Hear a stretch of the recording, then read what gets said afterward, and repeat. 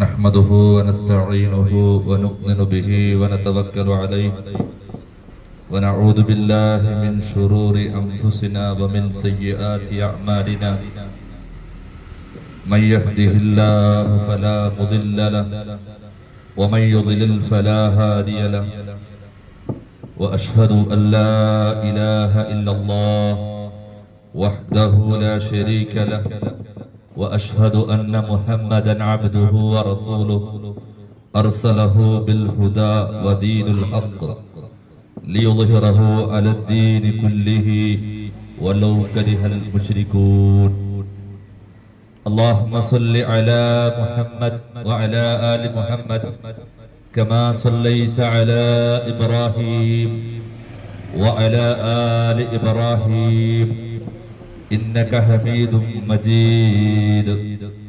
اللهم بارك على محمد وعلى آل محمد كما باركت على إبراهيم وعلى آل إبراهيم إنك حميد مجيد. أما بعد فإن خير الحديث كتاب الله وخير الهدي هدي محمد صلى الله عليه وسلم وشر الأمور محدثاتها فكل محدثة بدعة فكل بدعة ضلالة فكل ضلالة في النار. أعوذ بالله من الشيطان الرجيم. يا أيها الذين آمنوا اتقوا الله حق تقاته ولا تموتن إلا وأنتم مسلمون. اللهم رب اشرح لي صدري ويسر لي أمري واحلل عقدة من لساني يفقه قولي. ഏറെ ബഹുമാന്യരായ സഹോദരി സഹോദരന്മാരെ, രക്ഷിതാക്കൾ, അള്ളാഹുവിന്റെ അപാരമായ അനുഗ്രഹത്താൽ ഈ ഒരു സായാഹ്നത്തിൽ അള്ളാഹുവിന്റെ ദീനുമായി ബന്ധപ്പെട്ട ഒരു വിഷയത്തിൽ ഒരുമിച്ച് കൂടാൻ അവസരം ലഭിച്ചവരാണ് നമ്മൾ ഓരോരുത്തരും. ഇത്തരം ദീനി സദസ്സുകളിൽ പങ്കെടുക്കുക വഴി നമുക്ക് ലഭിക്കുന്ന ഒരുപാട് നേട്ടങ്ങളിൽ വലിയ നേട്ടമായി അള്ളാഹുവിന്റെ റസൂല് പഠിപ്പിച്ചത്, ആരെങ്കിലും അള്ളാഹുവിന്റെ ദീനുമായി ബന്ധപ്പെട്ട അറിവ് തേടി ഒരു യാത്ര പുറപ്പെട്ടാൽ അള്ളാഹു ആ മനുഷ്യന് സ്വർഗത്തിലേക്കുള്ള വഴി എളുപ്പമാക്കി കൊടുക്കുമെന്ന് റസൂലുള്ളാഹി സ്വല്ലല്ലാഹു അലൈഹി വസല്ലം പഠിപ്പിച്ചിട്ടുണ്ട്. മലക്കുകൾ ഉൾപ്പെടെ നമ്മുടെ മഗ്ഫിറത്തിന് വേണ്ടി പ്രാർത്ഥിക്കുന്ന ഒരു വൈജ്ഞാനിക സദസ്സിലാണ് നമ്മളുള്ളത്. അതുകൊണ്ട് തന്നെ വളരെ ഗൗരവത്തോടു കൂടി ഏതാനും നിമിഷങ്ങൾ ഈ ഒരു വൈജ്ഞാനിക സദസ്സിനോടൊപ്പം എന്റെ പ്രിയപ്പെട്ട സഹോദരി സഹോദരന്മാരുണ്ടാകണമെന്നാണ് ആമുഖമായി സൂചിപ്പിച്ച് വിഷയത്തിലേക്ക് നാം പ്രവേശിക്കുന്നത്. നാം പരസ്പരം കാണുമ്പോൾ ഈ ഒരു സമയത്ത് പറയുന്നൊരു വാചകമാണ്, എന്തൊരു ചൂടാണ്, സഹിക്കാനാവാത്ത ചൂട് അനുഭവിച്ചുകൊണ്ടിരിക്കുന്ന ഒരു സമയത്താണ് നമ്മളെല്ലാം ഉള്ളത്. നാം വസിക്കുന്ന ഈ ഭൂമിയിൽ നിന്ന് 15 കോടി കിലോമീറ്റർ വിദൂരത്തുള്ള സൂര്യന്റെ താപമേറ്റിട്ടാണ് നാം ശക്തമായ ചൂടിനെ പറ്റി പ്രയാസം പറഞ്ഞുകൊണ്ടിരിക്കുന്നത്. ആരോഗ്യപരമായും എല്ലാ അർത്ഥത്തിലും ആ പ്രയാസങ്ങൾ നമ്മൾ അനുഭവിച്ചുകൊണ്ടിരിക്കുകയാണ്. ഈ കത്തിയെരിയുന്ന ചൂടിൽ നിന്ന് ആശ്വാസത്തിന് വേണ്ടിയാണ് പല രൂപത്തിലുള്ള രക്ഷകൾ തേടിക്കൊണ്ടിരിക്കുന്നത്. അതുകൊണ്ട് തന്നെ ഇത്തരം പ്രയാസങ്ങളിൽ നിന്ന്, ഇത്തരം ബുദ്ധിമുട്ടുകളിലൂടെ നാം മുന്നോട്ട് പോകുമ്പോൾ നമ്മുടെ മനസ്സിലേക്ക് വരേണ്ട ചില ഗൗരവമുള്ള ചിന്തകൾ, ആ ചിന്തകൾ പല രൂപത്തിൽ നമ്മൾ കേട്ടതാണ്. ഈ ഒരു ചൂടിനേക്കാൾ വലിയ ഒരു പ്രയാസം. ഒരു വേള നാളെ പരലോകത്ത് അള്ളാഹുവിനെ ധിക്കരിച്ച് ജീവിക്കുന്ന ആളുകൾക്ക് അനുഭവിക്കാറുണ്ട് എന്ന് നമ്മളെല്ലാം ചെറുപ്രായത്തിലേ പഠിച്ചവരാണ്. ഈ ലോകത്ത് നാം വിട പറഞ്ഞാൽ, നമ്മുടെ പൾസ് ഒന്ന് നിലച്ചാൽ, നമ്മുടെ ഹൃദയം ഒന്ന് നിലച്ചാൽ, നമ്മുടെ ആയുസ് നിലച്ചു പോയാൽ, സഹോദരങ്ങളെ, അള്ളാഹുവിന്റെ ലോകത്ത് ആ മഹ്ശറയിലും നരകത്തിലുമുള്ള ചൂടിനെ പറ്റി നമ്മൾ അറിഞ്ഞിട്ടുണ്ട്, മനസ്സിലാക്കിയിട്ടുണ്ട്. അള്ളാഹുവിന്റെ റസൂൽ സല്ലല്ലാഹു അലൈഹി വസല്ലം ഒരിക്കൽ സഹാബിമാരോട് പറയാണ്, തുദ്ന ശംസ യൗമൽ ഖിയാമ മിനൽ ഖൽഖി ഹത്താ തകൂന മിൻഹും കമിഖ്ദാരിൽ മീൽ. അല്ലാഹുവിന്റെ റസൂൽ പറയാണ്, അവസാന നാളിൽ 15 കോടി കിലോമീറ്റർ അപ്പുറത്തുള്ള ആ സൂര്യൻ ഇപ്പോൾ നിലനിൽക്കുന്നത് ആ രൂപത്തിലാണെങ്കിൽ, അവസാന നാളാകുമ്പോഴേക്ക് സൂര്യൻ സൃഷ്ടികളോട് അടുക്കുന്നതാണ്. സ്വഹാബിമാരോട് റസൂൽ പറയാണ്, കമിഖ്ദാരിൽ മീൽ, കമിഖ്ദാരിൽ മീൽ, അതൊരു മൈലോളം അടുക്കുമെന്നാണ്. ഒരു മൈലോളം അടുക്കും. ഇത് റിപ്പോർട്ട് ചെയ്ത സ്വഹാബി പറയാണ്, റസൂലുള്ളാഹി സ്വല്ലല്ലാഹു അലൈഹി വസല്ലം ഉദ്ദേശിച്ച മൈൽ അത് ഒരുപക്ഷെ അളന്നു നോക്കുന്ന ഒരു മൈലായിരിക്കാം, അല്ലെങ്കിൽ നമ്മളൊക്കെ സുറുമ ഇടുമ്പോ ആ സമയത്ത് ഉപയോഗിക്കാറുള്ള ഒരു കോലുണ്ട്, ചെറിയ കോല്. ഒരുപക്ഷെ ആ കോലായിരിക്കാം അല്ലാഹുവിന്റെ റസൂല് ഉദ്ദേശിച്ചത്. എന്നിരുന്നാലും മനുഷ്യന്റെ അടുക്കലേക്ക് ആ 15 കോടി കിലോമീറ്റർ അപ്പുറത്തുള്ള 13 ലക്ഷം ഭൂമിയെ, ആ ഭൂമിയുടെ വലിപ്പമുള്ള ആ സൂര്യൻ ആ മനുഷ്യന്റെ അടുത്തേക്ക് കടന്നു വരുന്നതാണ്. എന്നിട്ട് അല്ലാഹുവിന്റെ റസൂൽ പറയാണ്, ഫയകൂനന്നാസ അലാ ഖദ്രി അഅ്മാലിഹിം ഫിൽ അർദ്. ആ സമയത്ത് ഓരോ മനുഷ്യരും അവരെന്താണോ പ്രവർത്തിച്ചത് അതുപോലെ വിയർപ്പിൽ മുങ്ങിക്കുളിച്ചുകൊണ്ടിരിക്കുന്ന ഒരവസ്ഥ അവിടെ ഉണ്ടാകുമെന്ന് അല്ലാഹുവിന്റെ റസൂല് പറയാണ്. സഹോദരങ്ങളെ, സഹോദരിമാരെ, വെറുതെ പറയണല്ല, അള്ളാഹുവിന്റെ റസൂൽ പറയുന്നത് സത്യമാണ്, മുത്തുനബി പറയുന്നത് സത്യമാണ്. ഈ 15 കോടി കിലോമീറ്റർ അപ്പുറമുള്ള സൂര്യന്റെ താപമേറ്റ് നാം വിയർക്കുന്നത് സത്യമാണെങ്കിൽ അല്ലാഹുവിന്റെ റസൂൽ പറയാണ്, നമ്മുടെ ഈ ജീവിതത്തിലെ ക്ഷണികമായ ജീവിതത്തിലെ അമലുകളുടെ തോതനുസരിച്ച് നാളെ പരലോകത്ത് ഓരോ മനുഷ്യരും മുങ്ങിക്കുളിക്കുമെന്ന്, വിയർപ്പിൽ മുങ്ങിക്കുളിക്കുമെന്ന് അല്ലാഹുവിന്റെ റസൂൽ പറയാണ്. എന്നിട്ട് വീണ്ടും കൂട്ടിച്ചേർത്തു, ഫമിൻഹും മയ്യകൂനു ഇലാ ഖബൈഹി, ചിലർ നെരിയാണി വരെ മുങ്ങിക്കുളിച്ചിട്ടുണ്ടാകും. വമിൻഹും മയ്യകൂനു ഇലാ റക്ബതൈഹി, അവരിൽ ചിലർ കാൽമുട്ടുവരെ വിയർപ്പിൽ മുങ്ങിക്കുളിച്ചിട്ടുണ്ടാവും. വമിൻഹും മയ്യകൂനു ഇലാ ഹഖ്വൈഹി, അവരിൽ അരക്കെട്ട് വരെ വിയർപ്പിൽ മുങ്ങിക്കുളിച്ചവരുണ്ടാകും. വമിൻഹും മയ്യൽജിമുൽ അറഖ ഇൽജാമ, അവരിൽ ചിലർ ഇതുവരെ വിയർപ്പിൽ മുങ്ങിക്കുളിച്ചുണ്ടാവുമെന്ന് അല്ലാഹുവിന്റെ റസൂല് തന്റെ വായിലേക്ക് ഒരു ആംഗ്യം കാണിച്ചുകൊണ്ട് സ്വഹാബത്തിന് പറഞ്ഞു കൊടുത്തു.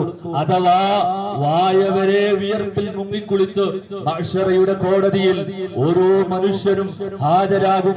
അവന്റെ ജീവിതത്തിലെ അമലുകളുടെ തോതനുസരിച്ച് ഹാജരാകുമെന്ന് അല്ലാഹുവിന്റെ റസൂല് പറഞ്ഞിട്ടുണ്ട് എങ്കിൽ അത് യാഥാർത്ഥ്യമാണ്, സത്യമാണ്. അതുകൊണ്ട് സഹോദരങ്ങളെ, ഈ ചൂട് അനുഭവിക്കുമ്പോ നമ്മുടെ മനസ്സിലേക്ക് ആ ചൂടാണ്, ആ വിയർപ്പാണ്, ആ നിറുത്തമാണ്, ആ അവസ്ഥയാണ് നമ്മുടെ മനസ്സിലേക്ക് ഓടി വരേണ്ടത്. തീർന്നിട്ടില്ലല്ലോ, വീണ്ടും ആ ചൂടുമായി ബന്ധപ്പെട്ട് നമ്മുടെ മനസ്സിലേക്ക് ഓടി വരേണ്ടത് നരകത്തിന്റെ ചൂടാണ്. നരകത്തിലെ ചൂടാണ്.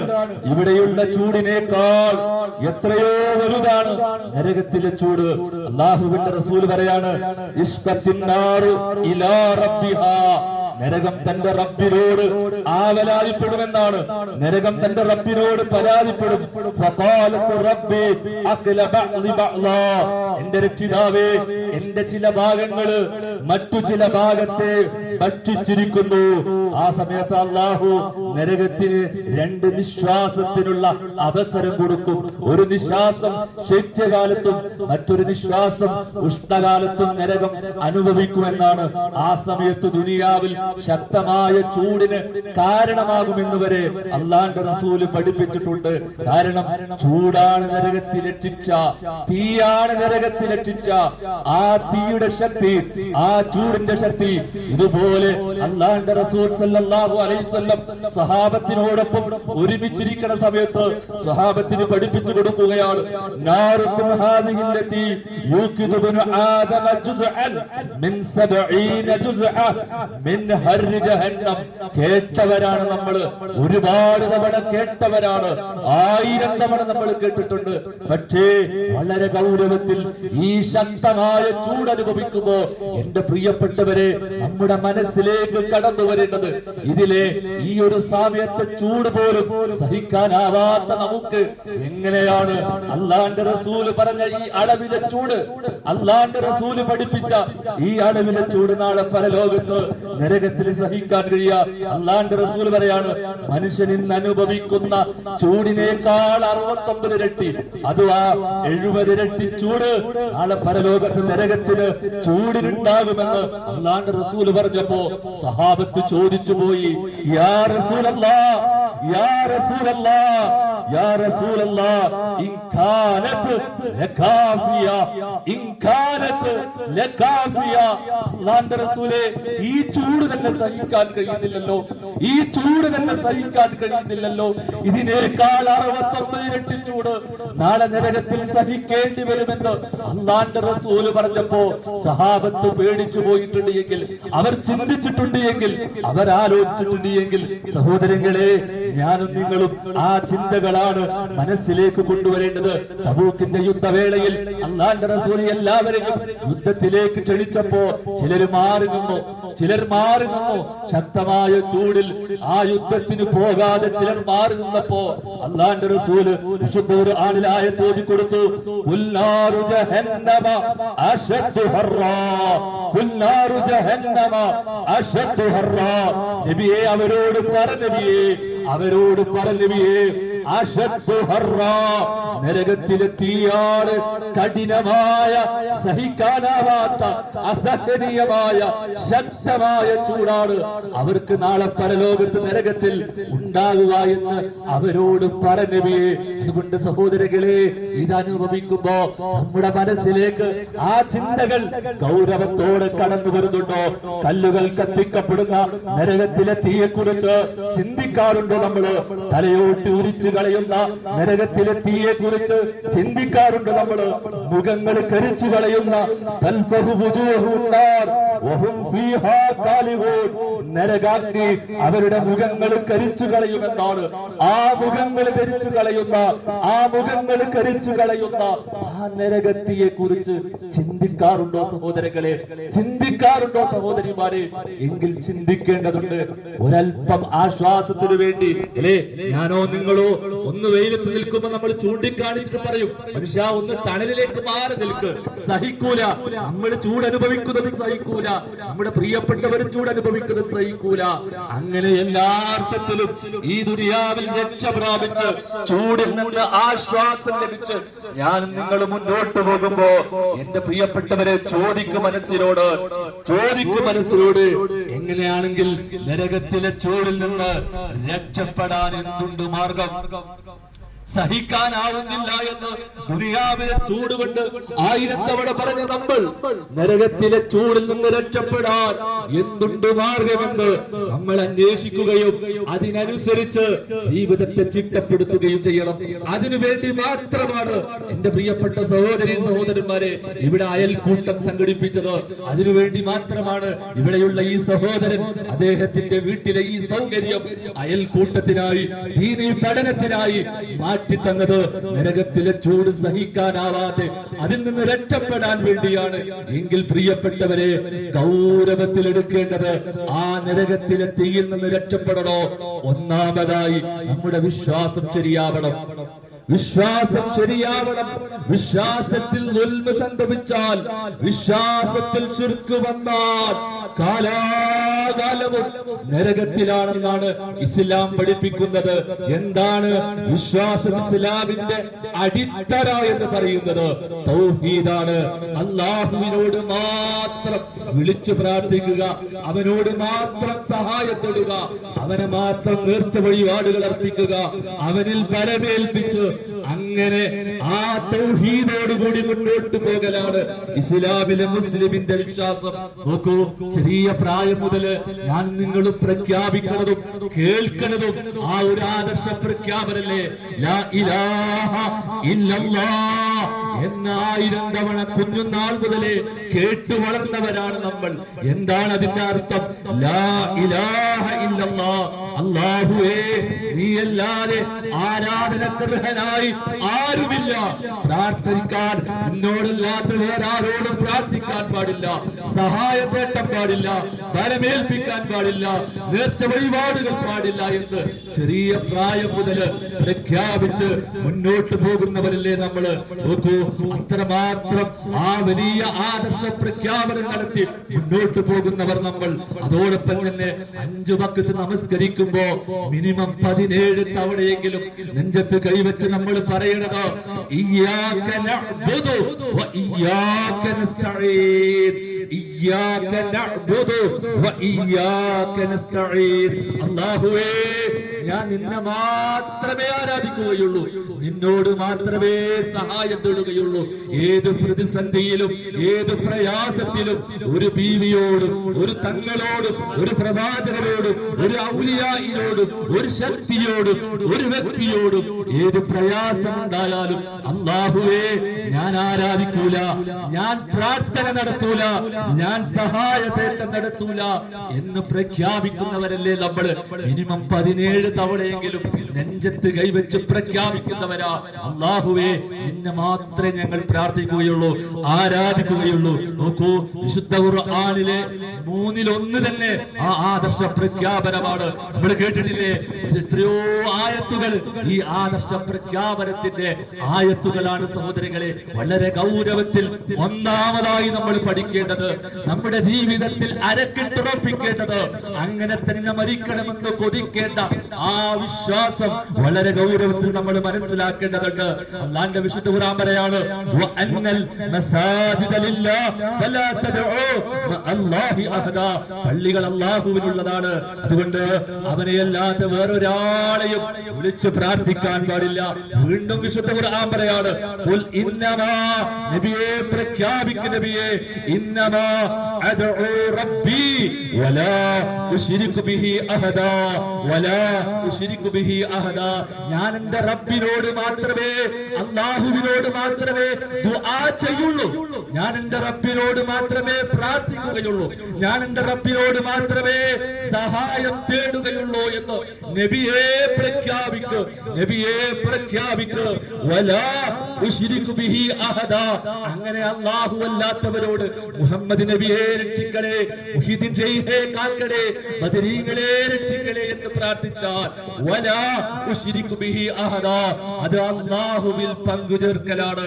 അങ്ങനെ ഞാൻ ചെയ്യില്ലെന്നാണ് ലോകത്തോട് വിശ്വാസികളോട് വിശുദ്ധ ഖുർആൻ പ്രഖ്യാപിക്കാൻ പറയുന്നത്. അതുകൊണ്ട് കുഞ്ഞുനാൾ മുതൽ കേട്ടത് ദിനേന 17 തവണ പ്രഖ്യാപിക്കുന്നത് വിശുദ്ധ ഖുർആനിലെ 1/3 ഈ വിഷയമാണ് പഠിപ്പിക്കുന്നത്. ലോകത്ത് വന്ന ഓരോ പ്രവാചകനും സമൂഹത്തോട് ആദ്യം പറഞ്ഞത് ലാ ഇലാഹ ഇല്ലല്ലാഹ്. നൂഹ് നബി സമൂഹത്തിലേക്ക് കടന്നു വന്നു, 950 വർഷം അദ്ദേഹം പറഞ്ഞത് മനുഷ്യരെ അല്ലാഹു അല്ലാത്തവരെ ഒരാളെയും ആരാധിക്കാൻ പാടില്ല, പ്രാർത്ഥിക്കാൻ പാടില്ല. എത്ര ഗൗരവമുള്ള വിഷയമാണ്. അവരിലെ ആ നൂഹ് നബിയുടെ ജനത, അവരിലെ ഔലിയാക്കളെ, മഹാന്മാരായ ആളുകളെ അവരോട് പ്രാർത്ഥിക്കാൻ തുടങ്ങി, അവരോട് സഹായം തേടാൻ തുടങ്ങി. അല്ലാഹു തിരുത്താൻ പറഞ്ഞു, അത് ശിർക്കാണെന്ന് നൂഹ് നബിയിലൂടെ പഠിപ്പിച്ചു കൊടുത്തു. അങ്ങനെ നൂഹ് നബി ആ ജനതയോട് 950 വർഷം പറഞ്ഞത് ലാ ഇലാഹ ഇല്ലല്ലാഹ്. തുടർന്നങ്ങോട്ട് ഓരോ പ്രവാചകരും, ഇബ്രാഹിം നബി ഒറ്റക്ക് ആ സമൂഹത്തോട് പൊരുതിയത് ലാ ഇലാഹ ഇല്ലല്ലാഹ്ക്ക് വേണ്ടിയാണ്.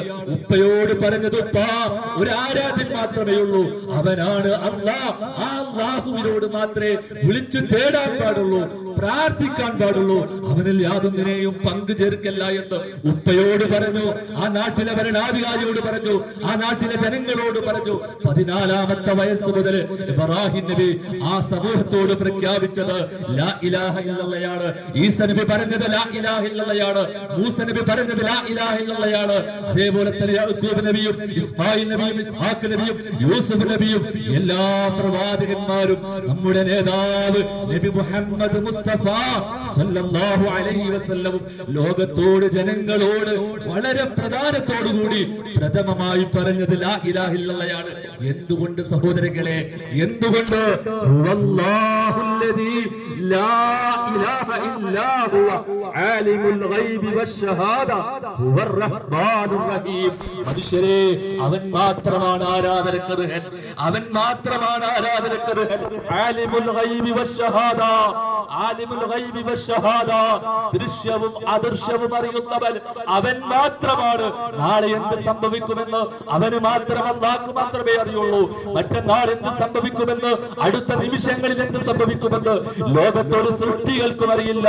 അല്ലാഹുവിന് മാത്രമാണ് അറിയാം. റഹ്മാൻ, അവൻ റഹ്മാനാണ്. അർ-റഹീം, അവൻ റഹീമാണ്.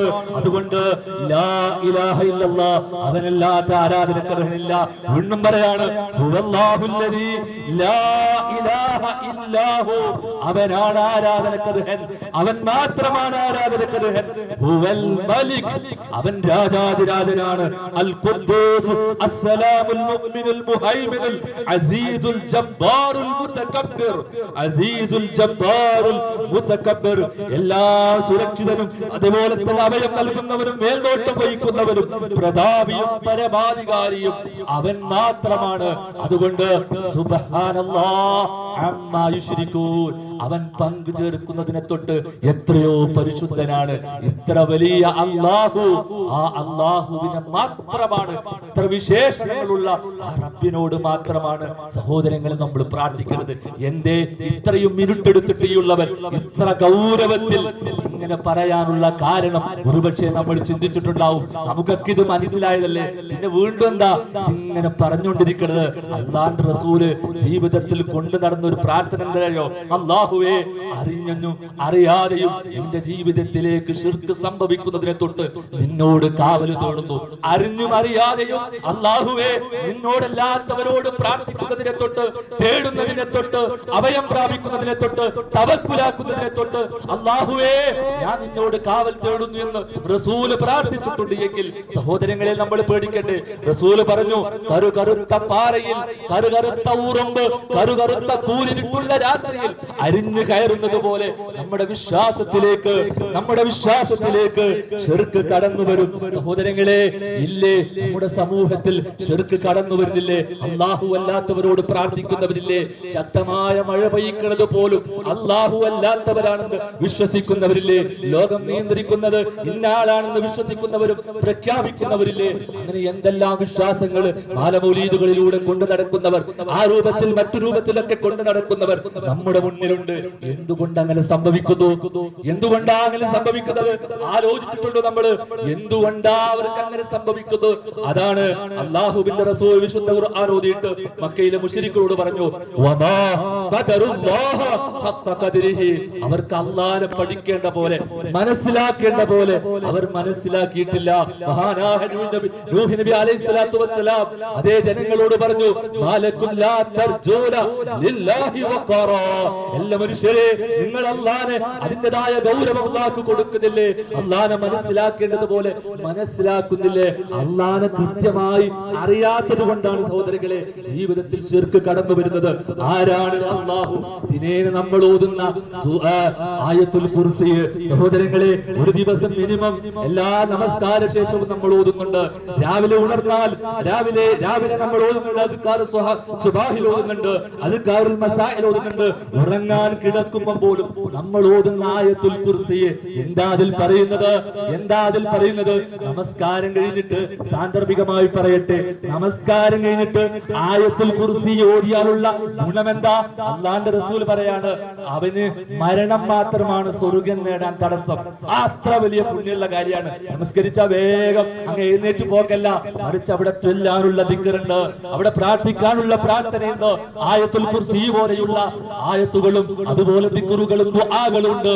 അള്ളാഹുവിനോട് പ്രാർത്ഥിച്ചാൽ പ്രാർത്ഥന സ്വീകരിക്കുന്ന ഒരു സമയം കൂടിയാണ്. ആ സമയം അങ്ങനെ തന്നെ ഉപയോഗപ്പെടുത്തി മുന്നോട്ട് പോകണമെന്ന് സാന്ദർഭികമായി സൂചിപ്പിക്കുന്നു. അങ്ങനെ അല്ലാഹു ലാ ഇലാഹ ഇല്ലാ ഹുവൽ ഹയ്യുൽ ഖയ്യൂം എന്ന് നമ്മൾ പറയുമ്പോ, അല്ലാഹുവേ നീയല്ലാതെ ഒരാളില്ല, നീയല്ലാതെ ആരാധനയില്ല, അൽ ഹയ്യ് അൽ ഖയ്യൂം, നീ എന്നും ജീവിക്കുന്നവനാണ്, എല്ലാം നിയന്ത്രിക്കുന്നവനാണ്. ലാ തഖുദുഹു സിനത്തും വലാ നൗം, ലാ തഖുദുഹു സിനത്തും വലാ നൗം. അല്ലാഹുവേ നിനക്ക് ഉറക്കം ബാധിക്കില്ല, നിനക്ക് മഴക്കം ബാധിക്കില്ല റബ്ബേ, നീ മാത്രമാണ് ആരാധ്യൻ. എന്നിട്ട് നമ്മൾ പറയുന്നില്ല സഹോദരങ്ങളെ, വസിഅ കുർസിയുഹുസ് സമാവാതി വൽ അർള്, അല്ലാഹുവിന്റെ കുർസി ആകാശഭൂമികളോളം വിശാലമാണ്. സ്വഹാബത്തിന് സംശയം. അബൂദർ ഗഫാരി റളിയല്ലാഹു അൻഹു ചോദിച്ചു, അല്ലാഹുവിന്റെ റസൂലേ എന്താണ് കുർസി? എന്താണ് അല്ലാഹുവിന്റെ കുർസി? റസൂലുള്ളാഹി പഠിപ്പിച്ചു കൊടുക്കുകയാണ്, അല്ലാഹുവിന്റെ കാലുകൾ വെക്കുന്ന ആ കാൽപാദത്തിനാണ് കുർസി എന്ന് പറയുന്നത്. അതിന്റെ വലിപ്പം എത്രയാണെന്ന് അല്ലാഹുവിന്റെ റസൂലിനോട് സഹാബത്ത് ചോദിച്ചു. റസൂലുള്ളാഹി പറയാണ്, അറ്റമില്ലാത്ത വലിയ മരുഭൂമിയിൽ രണ്ടറ്റം കാണാൻ കഴിയാത്ത വിശാലമായി കിടക്കുന്ന അറ്റമില്ലാത്ത മരുഭൂമിയിൽ ഒരു ചെറിയ വളയം വെച്ചാൽ, ഒരു ചെറിയ മോതിരം വെച്ചാൽ എത്രത്തോളം ഉണ്ടാകുമോ അതാണ് കുർസിയെ സംബന്ധിച്ചിടത്തോളം 7 ആകാശങ്ങളുടെയും 7 ഭൂമിയുടെയും വലിപ്പമെന്ന് അള്ളാന്റെ റസൂൽ പഠിപ്പിക്കുകയാണെങ്കിൽ, അള്ളാന്റെ കാല് വെക്കുന്ന ആ കാൽപാദത്തിന്റെ വലിപ്പം എത്ര വലുതായിരിക്കും സഹോദരങ്ങളെ? വീണ്ടും സ്വഹാബത്തിന് സംശയം, അള്ളാന്റെ റസൂലെ അർശിന്റെ വലിപ്പം എത്രയാ? അർശിന്റെ വലിപ്പം എത്രയാ? അള്ളാന്റെ റസൂല് പഠിപ്പിച്ചു കൊടുക്കുകയാണ്, അറ്റമില്ലാത്തൊരു മരുഭൂമിയിൽ ഒരു ചെറിയ വളയം വെച്ചാൽ അതുപോലെയാണ് അർശിനെ സംബന്ധിച്ചിടത്തോളം കുർസിയുടെ വലിപ്പം. അർശിനെ സംബന്ധിച്ചിടത്തോളം കുർസിയുടെ വലിപ്പം അത്രയുള്ളൂ. അങ്ങനെയാണെങ്കിൽ അർശ് വലുതാണെങ്കിൽ കുർസി വലുതാണെങ്കിൽ, അർശ് വലുതാണെങ്കിൽ കുർസി വലുതാണെങ്കിൽ, സഹോദരങ്ങളെ അതിന്റെ ഉടമസ്ഥനായ അല്ലാഹു എത്ര വലുതാണ്! അല്ലാഹു എത്ര വലുതാണ്! ആ വലിയവനായ അല്ലാഹുവിനെ വിട്ട് എന്തിനു പോകണം? ദുർബലനായ ഒരു മനുഷ്യന്റെ അടുക്കലേക്ക്, ദുർബലനായ ഒരു ശക്തിയുടെ അടുക്കലേക്ക് എന്തിനു പോകണം മനുഷ്യരെ എന്ന് നമ്മൾ ചിന്തിച്ചു കഴിഞ്ഞാൽ പിന്നെ നമ്മുടെ ജീവിതത്തിലേക്ക് ശിർക്ക് വരൂല. രണ്ടാമത്, അല്ലാഹുവിനെ സംബന്ധിച്ചിടത്തോളം ഏത് കാര്യവും നിർവഹിക്കുക എന്നുള്ളത്, നടപ്പിലാക്കുക എന്നുള്ളത്, സാധിക്കുക എന്നുള്ളത് വളരെ നിസ്സാരമായ കാര്യമാണ്. മഹാനായ സക്കരിയ അലൈഹിസ്സലാത്തു വസ്സലാം 83 വയസ്സ് വരെ കുട്ടിക്ക് വേണ്ടി, ഒരു സന്താനത്തിന് വേണ്ടി ഒരു നബി പ്രാർത്ഥിക്കുകയാണ് അല്ലാഹുവോട്. 83 വയസ്സ് വരെ വാർദ്ധക്യത്തിന്റെ അങ്ങേയറ്റത്തെത്തിയപ്പോഴും അല്ലാഹുവോട് സ്വാലിഹായ ഒരു സന്താനത്തിന് വേണ്ടി ആ സക്കരിയ നബി പ്രാർത്ഥിക്കുകയാണ്. നോക്കൂ സഹോദരികളെ, അദ്ദേഹം പറയുന്ന വാചകങ്ങൾ ഖുർആനിലുണ്ട്. അല്ലാഹുവേ, ഈ 83 വർഷം പ്രാർത്ഥിച്ചിട്ടും ഞാൻ നിരാശനല്ല റബ്ബേ, ഞാൻ നിരാശനല്ല റബ്ബേ, എന്റെ റബ്ബ് എനിക്ക് ഉത്തരം നൽകും എന്ന പ്രതീക്ഷയുണ്ട്. അതേ റബ്ബ് ഉത്തരം കൊടുക്കുന്നു. ഖാല റബ്ബി അന്നാ യകൂനു ലി ഗുലാം വകാനത് ഇംറഅതി ആഖിറ വഖദ് ബലഗതു മിനൽ കിബരി അതിയാ. അല്ലാഹുവിന്റെ വിശുദ്ധ ഖുർആൻ പറയാണ്, സക്കരിയ നബി അലൈഹിസ്സലാത്തു വസ്സലാമിന് ഒരു സന്തോഷ വാർത്ത അറിയിച്ചു. യഹ്യ ഒരു കുട്ടിയെ സന്തോഷ വാർത്ത അറിയിച്ചു. എന്നിട്ട് സക്കരിയ നബി ചോദിക്കാണ്, അല്ലാഹുവേ, അല്ലാഹുവേ, അല്ലാഹുവേ, വകാനത് ഇംറഅതി ആഖിറ, എന്റെ ഭാര്യ മച്ചിയായി പോയി, എന്റെ ഭാര്യ ഇനി പ്രസവിക്കോ അല്ലാഹ്, പ്രസവിക്കാൻ കഴിയാത്ത രൂപത്തിൽ മച്ചിയായിട്ടുണ്ട്. വഖദ് ബലഅതു മിനൽ കിബരി അതിയാ. അല്ലാഹുവേ, ഞാനാവട്ടെ വയസ്സനായിട്ടുണ്ട്, വാർദ്ധക്യം ബാധിച്ച അങ്ങേയറ്റത്തെത്തിയിട്ടുണ്ട്, പിന്നെ എനിക്ക് എങ്ങനെ കുട്ടി ഉണ്ടാകാനാണെന്ന് സക്കരിയ നബി ചോദിക്കാണ്. ആ സമയത്ത് റബ്ബ് കൊടുക്കുന്ന മറുപടിയുണ്ട് സഹോദരങ്ങളെ. ഈ ആയത്തുകൾ നമ്മൾ കേൾക്കണം, 1000 തവണ കേൾക്കണം. അല്ലാഹുവിന്റെ മറുപടിയാണ് ഖാല കദാലിക ഖാല റബ്ബുക ഹുവ അലയ്യ ഹയ്യിനുൻ. അല്ലാഹുവിനെ സംബന്ധിച്ചിടത്തോളം അത് വളരെ നിസ്സാരമാണ് സക്കരിയ. അല്ലാഹുവിനെ സംബന്ധിച്ചിടത്തോളം അങ്ങനെ സംഭവിപ്പിക്കുക എന്നുള്ളത്, നിനക്കൊരു കുട്ടിയെ തരിക എന്നുള്ളത് വളരെ നിസ്സാരമാണ് സഹോദരങ്ങളെ. അല്ലാഹുക്ക് എല്ലാം കഴിയും. നമ്മൾ ഏത് പ്രശ്നങ്ങളും പരിഹരിക്കാൻ അല്ലാഹുക്ക് കഴിയും. വലിയ ക്യാൻസർ രോഗിയാണോ, മെഡിക്കൽ ബോർഡ് തിരിച്ചു വിട്ടിട്ടുണ്ടോ, ഡോക്ടർമാർ കൈ കഴിഞ്ഞിട്ടുണ്ടോ, അല്ലാഹുവിനെ സംബന്ധിച്ചിടത്തോളം അത് മാറ്റിത്തരിക എന്നുള്ളത് വളരെ നിസ്സാരമാണ്. പിന്നെ എന്തിന് അല്ലാഹു അല്ലാത്തവരിലേക്ക് നമ്മൾ പോകണം? അതുകൊണ്ട് ഈ ബോധ്യമുണ്ടെങ്കിൽ നമ്മുടെ ജീവിതത്തിൽ ശിർക്ക് വരില്ല. സഹോദരിമാരെ, വീണ്ടും പറയാണ്, പ്രതിസന്ധികളിൽ കൂടെയുള്ളവനാണ് അല്ലാഹു. മഹദിയായ ഹാജറ ബീവി അലൈഹിസ്സലാത്തു വസ്സലാം, ഹാജറ ബീവി, ഇബ്രാഹിം നബി അലൈഹിസ്സലാത്തു വസ്സലാം ഹാജറ ബീവിയെ മരുഭൂമിയിൽ, ഒറ്റപ്പെട്ട മരുഭൂമിയിൽ, ആ ഒരാളുമില്ലാത്ത ഒറ്റപ്പെട്ട ഒരു മരത്തിന്റെ തണല് പോലുമില്ലാത്ത ശക്തമായ വെയിലത്ത് ഒറ്റപ്പെട്ട മരുഭൂമിയിൽ തനിച്ചാക്കിയിട്ട് ഇബ്രാഹിം നബി തിരിഞ്ഞു നടക്കാണ്. ആ സമയത്ത് ഹാജറ ബീവി ഇബ്രാഹിം നബിയോട് ചോദിക്കുന്നുണ്ട്, യാ ഇബ്രാഹിം, എങ്ങട്ടായി പോണത് തനിച്ചാക്കിയിട്ട്? കൈക്കുഞ്ഞുണ്ട് ഇസ്മായിൽ, തനിച്ചാണ്, ആരോരുമില്ല, എങ്ങട്ടാണ് പോട് ഇബ്രാഹിം എന്ന് ഹാജറ ബീവി വിളിച്ചു ചോദിക്കുകയാണ്. ഇബ്രാഹിം നബി മിണ്ടുന്നില്ല. വീണ്ടും ചോദിച്ചു, യാ ഇബ്രാഹിം, അല്ലാഹു അമറക ബിഹാദാ, അല്ലാഹു അമറക ബിഹാദാ, ഈ മരുഭൂമിയിൽ എന്നെ തനിച്ചാക്കി പോകുന്നത് അല്ലാഹുവിന്റെ കൽപ്പനയാണോ ഇബ്രാഹിം? എങ്കിൽ പോയിക്കോ. ഇബ്രാഹിം നബി പറഞ്ഞു, അതെ അതെ, അല്ലാഹുവിന്റെ കൽപ്പനയാണ്. അത് ആ സമയത്ത് ഹാജറ ബീവി പറയാണ്, എങ്കിൽ പൊക്കോ. ഇതല്ല യുളയ്യുഹാ, ഇതല്ല യുളയ്യുഹാ, എന്റെ റബ്ബ്, ഞങ്ങളുടെ റബ്ബ് ഞങ്ങളെ കൈവിടൂല. ഞങ്ങളുടെ റബ്ബ് ഈ പ്രതിസന്ധിയിൽ എന്നോടൊപ്പം ഉണ്ടാകും. സഹോദരന്മാരെ, സഹോദരികളെ, ആ രൂപത്തിലാണ് മറുപടി കൊടുക്കുന്നത്. ഈ വിശ്വാസം കൊണ്ടു നടക്കുമ്പോ എങ്ങനെ ശിർക്ക് ചെയ്യാൻ കഴിയാ? ഏത് പ്രതിസന്ധിയിലും ഭാരിച്ച കടമുണ്ട്, അങ്ങേറ്റത്തെ പ്രയാസത്തിലാണ്, റബ്ബ് ഒപ്പമുണ്ട്. അല്ലാഹുവോട് പ്രാർത്ഥിച്ചോ. ഈ വിശ്വാസം ഒപ്പമുണ്ടെങ്കിൽ വേറൊരു വഴിക്ക് ഒരു അബദ്ധ സഞ്ചാരം നമ്മുടെ ജീവിതത്തിൽ ഉണ്ടാവൂല. വീട് ചോർന്നിരിക്കുകയാണ്, അങ്ങേറ്റത്തെ പ്രതിസന്ധിയാണ്, അല്ലാഹുവിനോട് പ്രാർത്ഥിച്ചു കൊണ്ടേറൂ. ആ രൂപത്തിൽ പ്രവർത്തിക്കൂ, എങ്കിൽ അല്ലാഹു ഒപ്പമുണ്ടാകും. ആ വിശ്വാസമാണ് നമ്മുടെ ഭാഗത്ത് വേണ്ടത്. നാലാമതായി സഹോദരങ്ങളെ, ഈ ബോധ്യം കൂടി നമ്മുടെ ജീവിതത്തിലുണ്ടായാൽ പിന്നെ നമുക്ക് വേറൊരു ശക്തിയെ വേണ്ട, വേറൊരു ശക്തിയിലേക്ക് അഭയം വേണ്ട, ചോദിക്കേണ്ടതില്ല, സഹായം തേടേണ്ടതില്ല. അല്ലാഹുവിന്റെ വിശുദ്ധ ഖുർആൻ പറയാണ്, അല്ലാഹു നമ്മെ സംബന്ധിച്ചിടത്തോളം സമീപസ്ഥനാണ്, ഏറ്റവും അടുത്തവനാണ്. വലഖദ് ഖലഖനൽ ഇൻസാൻ വനഅലമു മാ നുവസ്വിസു ബിഹി നഫ്സുഹു വനഹ്നു അഖറബു ഇലൈഹി മിൻ ഹബ്ലിൽ വരീദ്. അതേ, അല്ലാഹു നമ്മുടെ ജീവനാഡിയേക്കാൾ, കണ്ടനാഡിയേക്കാൾ അടുത്തവനാണ്. നമ്മുടെ മനസ്സിലുള്ളത്, നമ്മുടെ ലോകത്തിലെ എല്ലാ ജനങ്ങളുടെയും മനസ്സിലുള്ളത് ഒരുപോലെ ചിന്തിച്ചാലും അല്ലാഹുവിന് അത് വെവ്വേറെ തന്നെ ഓരോ മനുഷ്യന്റേതായി മനസ്സിലാക്കാനുള്ള കഴിവ് അല്ലാഹുണ്ട്. അല്ലാഹു എല്ലാവരുടെയും അടുത്താണ്. ഇങ്ങനെ അടുത്തവനായ റബ്ബ് അടുത്തുണ്ടായിരിക്കെ എന്തിന് അല്ലാഹു അല്ലാത്തവരിലേക്ക് നമ്മൾ തേടിപ്പോകണം സഹോദരങ്ങളെ? അതേ, നമ്മൾ വിളിച്ചാൽ ആ വിളി കേൾക്കാൻ മാത്രം അടുത്ത് നമ്മുടെ റബ്ബുണ്ട്. ഇന്നഹു സമീഉൻ ഖരീബ്, എല്ലാം കേൾക്കുന്നവരാണ്. ഖരീബ്, അവൻ അടുത്തു തന്നെയുണ്ട്. ഇന്ന റബ്ബി ഖരീബും മുജീബ്, ഇന്ന റബ്ബി ഖരീബും മുജീബ്. അതേ, റബ്ബ് അടുത്തുണ്ട്, മുജീബ്, അവൻ ഉത്തരം നൽകാൻ കഴിവുള്ളവനാണ്.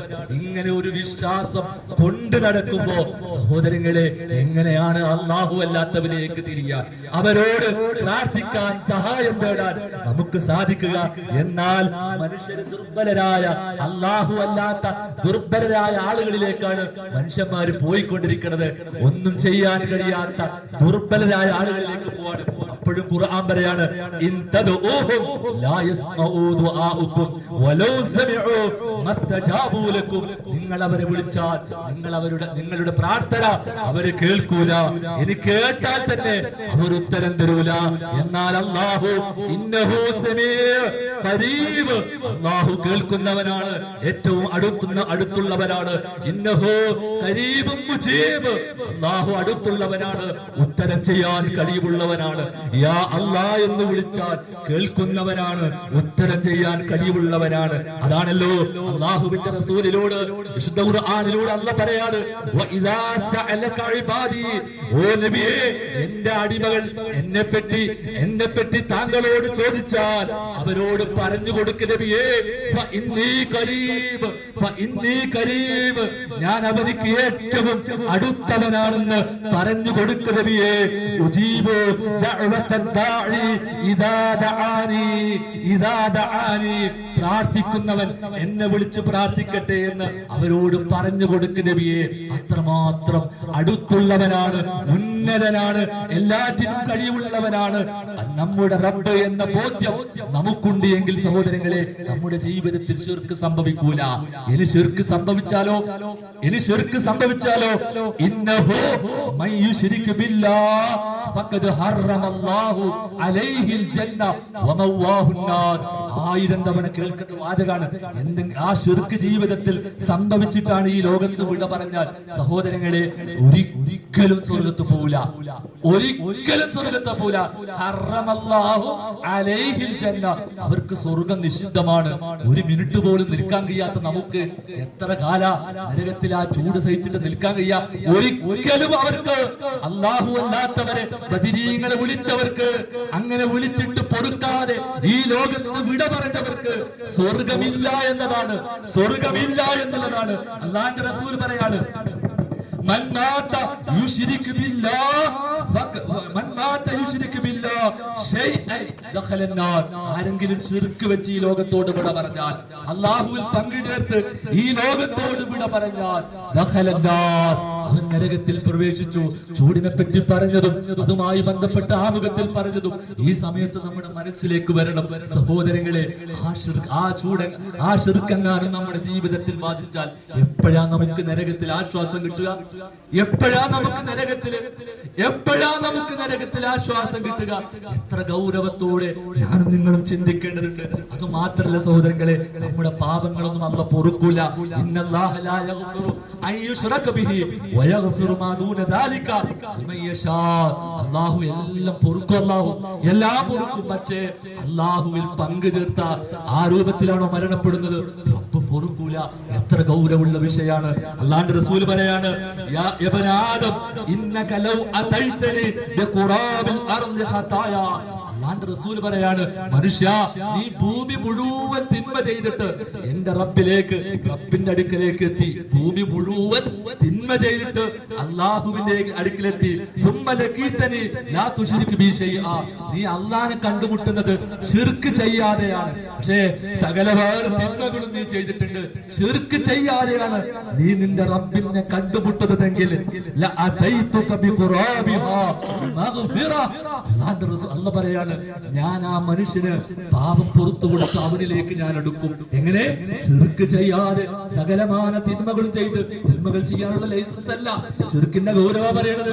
ശിർക്ക് ചെയ്യാതെയാണ് അല്ലാഹുവിന്റെ അടുക്കലേക്ക് ആ മനുഷ്യനെത്തിക്കഴിഞ്ഞാൽ അവനക്ക് ഞാൻ പുറത്തു കൊടുക്കുന്നതാണ്. ശിർക്ക് ചെയ്താൽ എത്ര വലിയ നന്മകൾ ചെയ്താലും അല്ലാഹുക്ക് വേണ്ട. ജീവിതത്തിൽ ഓരോ വർഷം ഹജ്ജ് ചെയ്താലും അല്ലാഹുക്ക് വേണ്ട. എല്ലാ നോമ്പങ്ങനെ, നമസ്കാരം അങ്ങനെ, സകാത്ത് അങ്ങനെ, സ്വതക അങ്ങനെ എല്ലാം ചെയ്താലും അല്ലാഹുക്ക് വേണ്ട എന്നാണ് അല്ലാഹുവിന്റെ വിശുദ്ധ ഖുർആൻ പറയുന്നത്. റസൂലുള്ളാഹിയോട് പോലും പറഞ്ഞില്ലേ വലഖദ് ഊഹിയ ഇലൈക വഇലൽ ലദീന മിൻ ഖബ്ലിക ലഇൻ അശ്റക്ത ലയഹ്ബതന്ന അമലുക. നബിയേ, താങ്കളെങ്ങാനും ശിർക്ക് ചെയ്താൽ താങ്കളുടെ അമലുകൾ മുഴുവൻ ബാത്തിലായി പോകും നബിയേ. അത്ര ഗൗരവമുള്ള വിഷയം. സഹോദരങ്ങളെ, നമ്മുടെ ജീവിതത്തിൽ ബാധിക്കാതിരിക്കാൻ വേറെന്ത് അപകടം സംഭവിച്ചാലും ശിർക്കില്ലാതെ മുവഹ്ഹിദായി, മുജാഹിദായി, മുവഹ്ഹിദായി, മുഅ്മിനായി ഈ ലോകത്ത് മരിക്കാൻ സാധിക്കലാണ് നമ്മുടെ ജീവിതത്തിലെ ഏറ്റവും വലിയ നേട്ടം. അതുകൊണ്ട് കത്തിയാളുന്ന ആ നരകത്തിൽ നിന്ന് രക്ഷപ്പെടണോ? ആദ്യം വേണ്ടത് സഹോദരങ്ങളെ, നരകത്തിൽ നിന്ന് രക്ഷപ്പെടണമെങ്കിൽ തൗഹീദ് റെഡിയാവണം, ശിർക്ക് റെഡിയാവണം, ശിർക്കിൽ നിന്ന് രക്ഷപ്പെടണം. അതാണ് ഒന്നാമത്തെ പോയിന്റ് സഹോദരങ്ങളെ. രണ്ടാമത്, അല്ലാഹുവും അവന്റെ റസൂലും എന്താണോ പഠിപ്പിക്കപ്പെട്ടത് അതുപോലെ ആയിരിക്കണം നമ്മുടെ ജീവിതം. തോന്നിയതുപോലെ നമുക്ക് ജീവിക്കാൻ കഴിയില്ലല്ലോ. റസൂലും അല്ലാഹുവും എന്താണോ പഠിപ്പിക്കപ്പെട്ടത് അതാണ് നമ്മുടെ ജീവിതത്തിൽ വേണ്ടത്. വമാ ആതാകുമുർ റസൂലു ഫഖുദൂഹു, ഞാൻ എന്താണോ നിങ്ങൾക്ക് കൊണ്ടുവന്നത് അത് നിങ്ങൾ മുറുകെ പിടിക്കുക, സ്വീകരിക്കുക. നമ്മുടെ നമസ്കാരം റസൂല് പഠിപ്പിച്ചതുപോലെ ആവണം. റസൂല് മുന്നിൽ വന്നിട്ട് മിമ്പറിൽ കയറിയിട്ട് സഹാബത്തിനോട് പറഞ്ഞു, സ്വല്ലൂ കമാ റഅയ്തുമൂനി, സഹാബ നിങ്ങൾ നിസ്കരിക്കൂ സഹാബ, ഞാൻ എങ്ങനെയാണോ നമസ്കരിക്കുന്നത് നിങ്ങൾ കണ്ടത് അതുപോലെ നമസ്കരിക്കൂ സഹാബ. വീണ്ടും അല്ലാഹുവിന്റെ റസൂല് ഹജ്ജിന്റെ ഇടവേളയിൽ സഹാബാക്കൾക്ക് പറഞ്ഞു, ഖുദൂ അന്നീ മനാസികക്കും, സഹാബ ഞാൻ എങ്ങനെയാണോ ഹജ്ജിന്റെ കർമ്മങ്ങൾ ചെയ്യുന്നത് അതുപോലെ ലക്ഷക്കണക്കിന് പൈസ കൊടുത്തിട്ട് ഹജ്ജിന് പോയിട്ട് റസൂലുള്ളാഹി സ്വല്ലല്ലാഹു അലൈഹി വസല്ലം പഠിപ്പിക്കാത്ത രൂപത്തിലാണെങ്കിൽ സഹോദരങ്ങളെ അത് നഷ്ടമാണ്. അതുകൊണ്ട് ഏത് കർമ്മങ്ങളും അല്ലാഹുവിന്റെ റസൂല് പഠിപ്പിച്ചതുപോലെ അതിന്റെ അപ്പുറവും പോകാൻ പാടില്ല, ആ രൂപത്തില് ഓവറാകാനും പാടില്ല. അങ്ങനെ ശ്രദ്ധിച്ച് മുന്നോട്ട് കൊണ്ടുപോകാൻ നമുക്ക് കഴിയണം. ആ കർമ്മങ്ങളിലൊന്നും അത് ആരാധനയാവട്ടെ, അനുഷ്ഠാനമാവട്ടെ, ആഘോഷമാവട്ടെ, മാറ്റം വരുത്താൻ നമുക്ക് യാതൊരു അർഹതയില്ല. അങ്ങനെ മാറ്റം വരുത്തുന്നതിനെയാണ് ബിദ്അത്ത് എന്ന് പറയുന്നത്. അങ്ങനെ മാറ്റം വരുത്തുന്നത് റസൂലുള്ളാഹി സ്വല്ലല്ലാഹു അലൈഹി വസല്ലം പഠിപ്പിക്കാത്ത സ്വലാത്ത് ചൊല്ലുക, സ്വലാത്ത് ചൊല്ലുക എന്നുള്ളത് പുണ്യമുള്ള കാര്യമാണ്, അല്ലാഹുവിന്റെ റസൂലിനെ സ്നേഹിക്കുന്നതിന്റെ ഭാഗമാണ്. പക്ഷെ റസൂലുള്ള പഠിപ്പിച്ച സ്വലാത്തുണ്ട്, അതാണ് നമ്മൾ ചൊല്ലേണ്ടത്. റസൂലുള്ള പഠിപ്പിക്കാത്ത സ്വലാത്ത് ചൊല്ലിയാൽ നരകത്തിലാണ്, അല്ലാഹുവിന്റെ റസൂലിനെ കളവാക്കിയവനാണെന്നാണ് പണ്ഡിതന്മാർ പറയുന്നത്. മൻ അമില അമലൻ ലൈസ അലൈഹി അംറുനാ വഹുവ റദ്ദുൻ, ആരെങ്കിലും റസൂൽ പഠിപ്പിക്കാത്ത ഒരു അമൽ ചെയ്താൽ അവനെ തള്ളണമെന്നാണ്, അവനെ തള്ളിക്കളയണമെന്നാണ് ഇസ്ലാം പഠിപ്പിക്കുന്നത്. ഒരിക്കൽ റസൂലുള്ളാഹിന്റെ അടുക്കലേക്ക് ഒരു കൂട്ടം ആളുകൾ വന്നു. എന്നിട്ട് റസൂലുള്ളാഹിനെ പറ്റി ചോദിച്ചു. അല്ലാഹുവിന്റെ റസൂലിന്റെ പ്രിയപ്പെട്ട പത്നി ആയിഷ ബിബി റളിയല്ലാഹു അൻഹ പറഞ്ഞു, റസൂലുള്ളാഹിന്റെ സ്വഭാവം ഖുർആനാണ്, റസൂലുള്ളാഹിന്റെ ജീവിതം ഈ രൂപത്തിലാണ്. ഇത് കേട്ടപ്പോ അവർക്ക് വല്ലാത്ത ഒരു എന്താ പറയാ, ഒരു മാറ്റം വേണം, ജീവിതത്തിൽ ഒരു മാറ്റം വേണമെന്ന് അവർ തീരുമാനിച്ചു. ഒരാൾ പറഞ്ഞു, ഞാൻ എപ്പോഴും നിസ്കരിക്കും, എല്ലാ സമയം ഉറങ്ങാതെ നിസ്കരിക്കും. ഒരാൾ പറഞ്ഞു, ഞാൻ എല്ലാ ദിവസവും നോമ്പെടുക്കും. മറ്റൊരാൾ പറഞ്ഞു, ഞാൻ കല്യാണം കഴിക്കാതെ ലൗകിക ജീവിതം ഒന്നും നോക്കാതെ അങ്ങനെ അടിച്ച് ആ രൂപത്തിൽ ഇബാദത്ത് ചെയ്ത് മുന്നോട്ട് പോകും. റസൂലുള്ളാഹി അറിഞ്ഞു, അവരെ വിളിപ്പിച്ചു, സഹാബത്തിന് ആ മനുഷ്യന്മാർക്ക് തിരുത്തി കൊടുത്തു. എന്നിട്ട് റസൂലുള്ളാഹി പറഞ്ഞു, എന്റെ സുന്നത്ത് എന്ന് പറയുന്നത് ഞാൻ എന്താണോ കൽപ്പിച്ചത് ആ രൂപത്തിൽ മുന്നോട്ട് പോകാൻ. അതുകൊണ്ട് സഹോദരങ്ങളെ, റസൂലുള്ളാഹി പഠിപ്പിച്ചത് അങ്ങനെ തന്നെ കൊണ്ടുപോകാൻ നമുക്ക് കഴിയണം. അത് ആഘോഷത്തിൽ വേണം, ആരാധനയിൽ വേണം, അനുഷ്ഠാനങ്ങളിൽ വേണം. അത് വളരെ പ്രത്യേകം നമ്മൾ ശ്രദ്ധിക്കേണ്ടുന്ന ഒരു വിഷയം കൂടിയാണ്. അതേപോലെ തന്നെ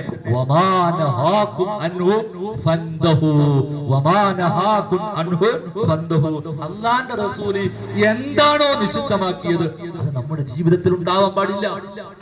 കർമ്മങ്ങൾ എമ്പാടും ചെയ്യുന്ന നമ്മൾ അല്ലാഹുവിന്റെ റസൂൽ നിഷിദ്ധമാക്കിയത് നമ്മുടെ ജീവിതത്തിൽ വരാതിരിക്കാൻ അങ്ങേയറ്റം ശ്രദ്ധിക്കണം. റസൂലുള്ളാഹി ഹറാം എന്ന് പറഞ്ഞത്, നിഷിദ്ധമാണെന്ന് പറഞ്ഞത്, ചെയ്യരുത് എന്ന് പറഞ്ഞത് അത് ഒരു നിലക്കും നമ്മുടെ ജീവിതത്തിലേക്ക് വരാതിരിക്കാൻ നാം അങ്ങേയറ്റം ശ്രദ്ധിക്കേണ്ടതുണ്ട്.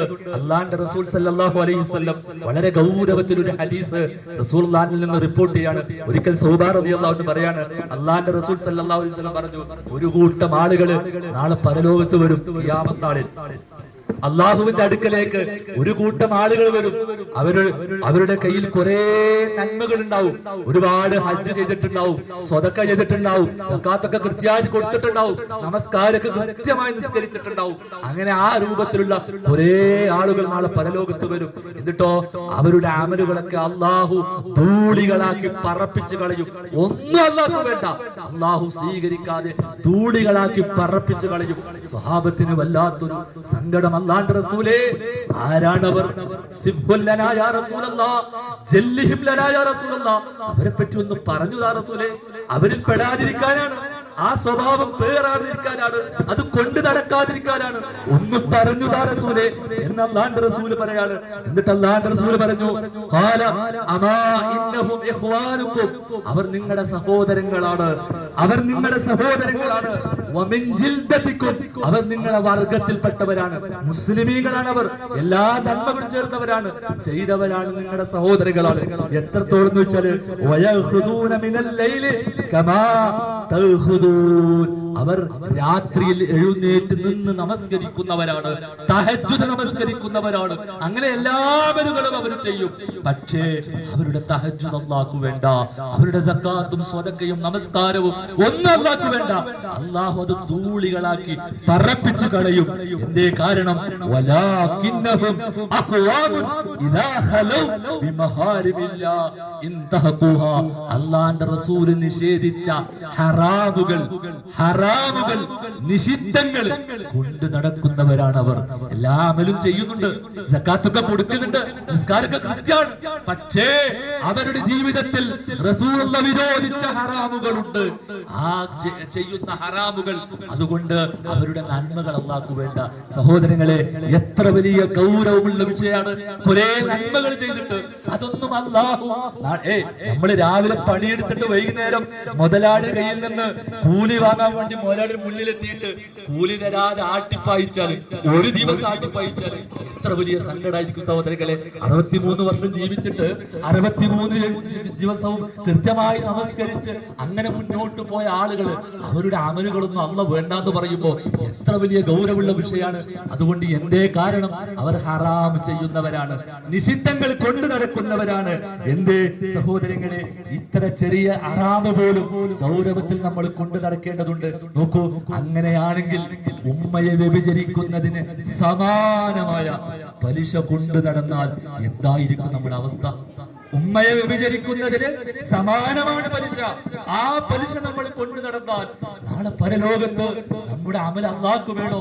നമ്മുടെ അവസ്ഥ എന്താണ്?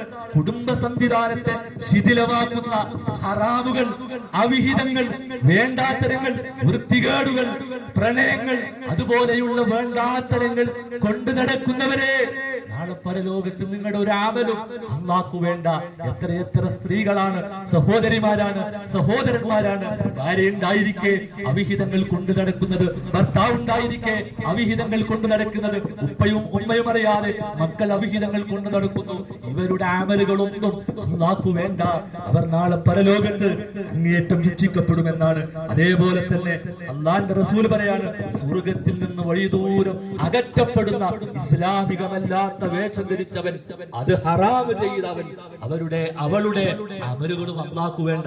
അല്ലാഹുവിന്റെ റസൂല് ഒരു വേഷം ധരിക്കാൻ പഠിപ്പിച്ചിട്ടുണ്ട്, മറ്റൊരു വേഷം ധരിക്കാൻ എന്നുള്ളത് ഹറാമാക്കിയിട്ടുണ്ട്. സഹോദരിമാരെ സംബന്ധിച്ചിടത്തോളം മുഖവും മുൻകൊഴി ഒഴിച്ചിട്ട് ബാക്കിയെല്ലാം അവർ ഔറത്തായി മറച്ചിട്ടാണ് പുറത്തേക്ക് ഇറങ്ങേണ്ടത്, അന്യപുരുഷന്മാരുടെ മുന്നിൽ നിൽക്കേണ്ടത്.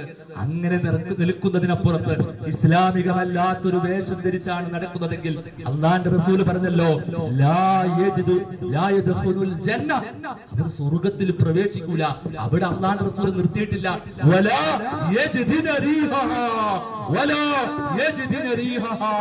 അവർക്ക് സ്വർഗത്തിന്റെ പരിമളം പോലും കിട്ടൂല. അല്ലേ? ഇസ്ലാമികമല്ലാത്ത വേഷം ധരിച്ച് പുറത്തിറങ്ങിയാൽ അവർക്ക് സ്വർഗം കിട്ടൂല എന്ന് മാത്രമല്ല, അതിന്റെ ഭാഗത്തേക്ക് അവരെ അടുപ്പിക്കൂല എന്നാണ് അല്ലാഹുവിന്റെ റസൂൽ പറയുന്നത്. അവരുടെ അമല് വേണ്ട. അവർ സക്കാത്ത് കൊടുക്കുന്നവരാണെങ്കിൽ അത് വേണ്ട എന്നാണ് അല്ലാഹുവിന്റെ റസൂൽ പറയുന്നത്. അവർ സ്വതക്ക കൊടുക്കുന്നവരാണെങ്കിൽ, ഇസ്ലാമികമല്ലാത്ത വേഷം ധരിച്ച് പുറത്തു പോകുന്നവരാണോ, അന്യപുരുഷന്മാരുടെ മുന്നിൽ ആ രൂപത്തിൽ മുന്നോട്ട് പോകുന്നവരാണോ, എത്ര നന്മ ചെയ്താലും ആ നന്മകൾ നാളെ പരലോകത്ത് നഷ്ടപ്പെട്ടുമെന്നാണ്. അതേപോലെ തന്നെ സഹോദരങ്ങളെ, അനുഗ്രഹീതമായ ഒരു ദിവസമാണ് വിവാഹ സുദിനം എന്നുള്ളത്. ആ ദിവസങ്ങളെ പോലും, ആ ദിവസത്തെ പോലും ആഭാസമാക്കുന്ന സംസ്കാരങ്ങൾ ഇന്ന് സമൂഹത്തിൽ പിറവികൊണ്ടിരിക്കുന്നു. ആ രൂപത്തിലേക്ക് കാര്യങ്ങൾ മാറിയിരിക്കുന്നു. എത്ര വലിയ അനുഗ്രഹത്തിന്റെ ദിവസമാണ്. ഒരു ആണും പെണ്ണും അവരുടെ ജീവിതത്തിലേക്ക് സുന്ദരമായി കടന്നു വരുന്ന ആ ഒരു ദിനം ഏതൊരു പെണ്ണും ഏതൊരാണും കൊതിക്കുന്ന, ഏതൊരു രക്ഷിതാവും എല്ലാവരും കൊതിക്കുന്ന ആ സുന്ദര ദിനം ഇന്ന് ആ ദിനത്തിലേക്ക് ഹറാമുകളെമ്പാടും കടന്നു വന്നിരിക്കുന്നു, ആഭാസങ്ങളെമ്പാടും കടന്നു വന്നിരിക്കുന്നു. ആ ആഭാസങ്ങളും ആ ഹറാമുകളും കൊണ്ടു നടക്കുമ്പോൾ സഹോദരങ്ങളെ, നമ്മുടെ അമലുകൾ അല്ലാഹു വേണ്ട എന്നാണ് നമ്മൾ മനസ്സിലാക്കേണ്ടത്. പെണ്ണ് കാണൽ ചടങ്ങ് മുതൽ ആ ഹറാം ആരംഭിക്കുകയാണ് അല്ലേ? പെണ്ണ് കാണൽ ചടങ്ങ് മുതൽ ആണും പെണ്ണും കണ്ട് തീരുമാനിക്കേണ്ട വിഷയം. കുറെ ആളുകൾ ഇങ്ങനെ ബുർജ് ഖലീഫയുടെ വലുപ്പുള്ള ആ മിഠായി പാക്കറ്റ് എടുത്തിട്ട് വീട്ടിലേക്ക് അങ്ങനെ കയറി വരും. ഓരോരോ കോലത്തിലും ഓരോരോ വേഷത്തിലൊക്കെ ആയിട്ട് ഇങ്ങനെ കയറി വരും അല്ലെ? എന്നിട്ടൊരു എൻഗേജ്മെന്റ് ഡേ അങ്ങനെ കുറെ സംസ്കാരങ്ങൾ കൊണ്ടുവന്നിട്ട് പാവപ്പെട്ടവരെ ഭാരം ഉണ്ടാക്കി കൊടുക്കാണ്. സഹോദരങ്ങളെ, ഈ രൂപത്തിൽ നമ്മൾ ശ്രദ്ധിക്കേണ്ടതുണ്ട്. അതേപോലെ തന്നെ ലളിതമായ നിക്കാഹ്, അങ്ങനെ വിവാഹവുമായി ബന്ധപ്പെട്ട് സകല ആഭാസങ്ങളും നടന്നുകൊണ്ടിരിക്കുന്ന ഒരു സാഹചര്യത്തിലേക്ക് നമ്മൾ മാറുന്നു. അത് നമ്മൾ പ്രത്യേകം ശ്രദ്ധിക്കണം. എത്ര ദിവസമാണ് കല്യാണങ്ങൾ നടക്കുന്നത്? ഇതൊക്കെ നമ്മൾ പ്രത്യേകം ശ്രദ്ധിച്ചിട്ടില്ല എങ്കിൽ അന്നത്തെ ദിവസം നമസ്കാരം തന്നെ നഷ്ടപ്പെട്ടു പോവാണ്. രാവിലെ വധൂവരന്മാര് സൗന്ദര്യ വസ്തുക്കളൊക്കെ തേച്ചൊട്ടിച്ചിട്ട് അവര് രാവിലെ മുതൽ വൈകുന്നേരം വരെ ആളെ കാണാൻ വേണ്ടി ഇങ്ങനെ നിൽക്കാണ്. അവര് നിസ്കരിക്കണ്ടോ? അവർക്ക് നിസ്കരിക്കാൻ കഴിയും ആസറ്? കാരണം ദേഹത്ത് മുഴുവൻ എന്നിട്ട് മേക്കപ്പല്ലിട്ടിട്ട് ഇങ്ങനെ ആ രൂപത്തിൽ നിൽക്കാണ്. എങ്ങനെയാ നിസ്കരിക്കുക, എങ്ങനെയാ ഒതുവെടുക്കുക? ആ രൂപത്തിൽ അതുപോലും സഹോദരങ്ങളെ, നമസ്കാരത്തിന്റെ വിഷയമൊക്കെ എത്ര വലിയ ഗൗരവമാണ്. ആർക്കാണ് നമസ്കാരത്തിൽ ഇളവുള്ളത്? ആർക്കാണ് നമസ്കാരത്തിൽ ഇളവുള്ളത്? നിങ്ങൾക്ക് നിന്ന് നമസ്കരിക്കാൻ കഴിയില്ലേ എങ്കിൽ ഇന്ന് നമസ്കരിക്കണം എന്നാണ്. നിന്ന് നമസ്കരിക്കാൻ കഴിയില്ലേ ഇന്ന് നമസ്കരിക്കണം എന്നാണ്.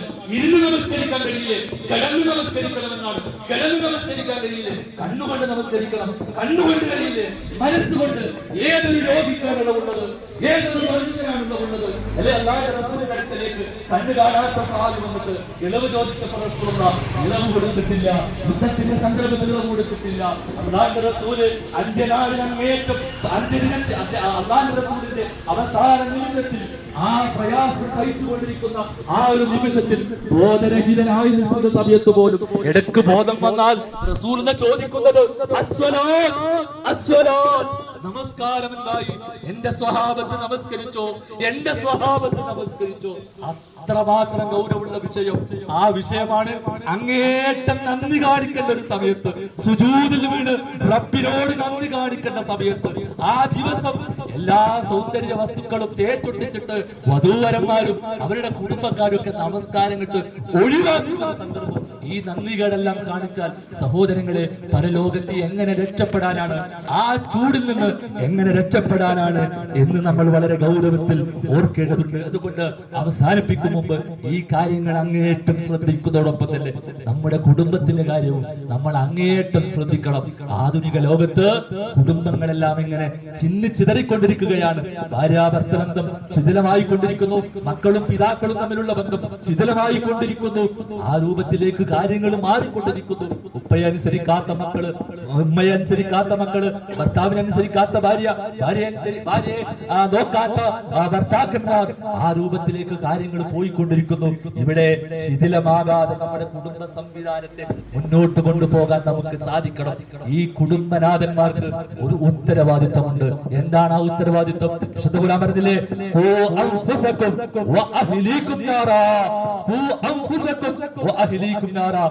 ഉപ്പമാരെ ഉമ്മമാരെ വിശ്വാസികളെ, നിങ്ങളെയും നിങ്ങളുടെ കുടുംബത്തെയും നരകത്തിൽ നിന്ന് രക്ഷിക്കണം. ചേർത്ത് അള്ള പറഞ്ഞ വാചകം എന്താ അറിയോ?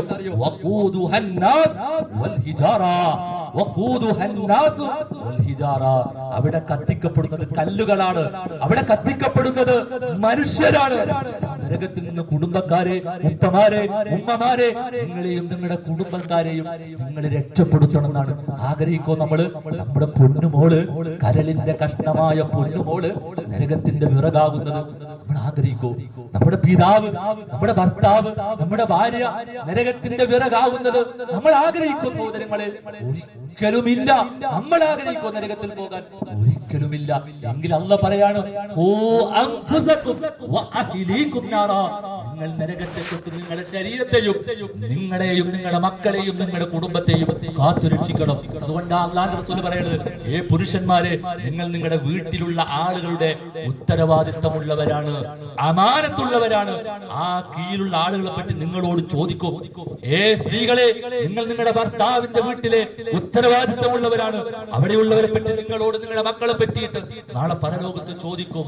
അതുകൊണ്ട് വളരെ ഗൗരവത്തിൽ ഭാര്യാഭർത്തൃ ബന്ധവും അതുപോലെ തന്നെ മാതാപിതാക്കളുമായിട്ടുള്ള ബന്ധവും സഹോദര ബന്ധവും എല്ലാ കുടുംബ ബന്ധവും അങ്ങേയറ്റം ഗൗരവത്തിൽ ചേർത്തി മുന്നോട്ട് പോകാൻ നമുക്ക് കഴിയണം. ഭാര്യയ്ക്ക് കൊടുക്കേണ്ട സമയം കൊടുക്കണം, ഭർത്താവിന് കൊടുക്കേണ്ട സമയം കൊടുക്കണം, ബെഡ്റൂമിൽ പാലിക്കേണ്ട ആ രൂപത്തിലുള്ള എല്ലാം പാലിച്ച് അങ്ങേറ്റം സന്തോഷത്തോടെ പരസ്പരം മനസ്സിലാക്കി സ്നേഹിച്ച് മുന്നോട്ട് പോകാൻ, കുടുംബത്തോടൊപ്പം സ്വർഗത്തിലേക്ക് പോകുന്ന ജീവിത രീതി, ആ ഒരു സംസ്കാരം ഇവിടെ ഉണ്ടാക്കാൻ നമുക്ക് സാധിക്കണം. മാതാപിതാക്കൾ അവരാണ് നമ്മുടെ താക്കോൽ, സ്വർഗത്തിന്റെ താക്കോൽ അവരാണ്. അവരെ പിണക്കിയാൽ, അവരുടെ തൃപ്തി നമുക്ക് നഷ്ടപ്പെട്ടാൽ, അവരുടെ തൃപ്തി മാത്രമല്ല അള്ളാഹുവിന്റെ തൃപ്തിയാണ് നഷ്ടപ്പെടുന്നത്. അള്ളാഹുവിന്റെ തൃപ്തിയാണ് നഷ്ടപ്പെടുന്നത്. അവരുടെ തൃപ്തി നഷ്ടപ്പെട്ടാൽ ഏത് വയസ്സായ സമയത്താണെങ്കിലും അവരെ ചേർത്ത് പിടിക്കാൻ നമുക്ക് കഴിയണം, അവരെ പരിലാളിക്കാൻ നമുക്ക് കഴിയണം, അവരുടെ ഏറ്റവും പ്രിയപ്പെട്ട മകനായി മകളായി മാറാൻ നമുക്ക് കഴിയണം. യുദ്ധത്തിന് പോലും അല്ലാഹുവിന്റെ റസൂല് അനുമതി കൊടുത്തിട്ടില്ല. വാർദ്ധക്യമുള്ള ഉമ്മയും വീട്ടിലുണ്ടോ എങ്കിൽ അവരെ സേവിക്കാനാണ് പറഞ്ഞത്. അത്രമാത്രം വലിയ ഒരു കാര്യമാണ് മാതാപിതാക്കളുമായിട്ടുള്ള ബന്ധം. അവിടെ നമുക്ക് വീഴ്ച സംഭവിച്ചാൽ നമ്മൾ പത്രത്തിൽ കേൾക്കണില്ലേ, ഇന്നലകളിലൊക്കെ നമ്മൾ കേട്ട ഈ അടുത്ത് 2 വാർത്തകൾ. നമ്മുടെ കൗമല്ലെങ്കിൽ പോലും സമൂഹം ആ രൂപത്തിലേക്ക് മാറിയിട്ടുണ്ട്.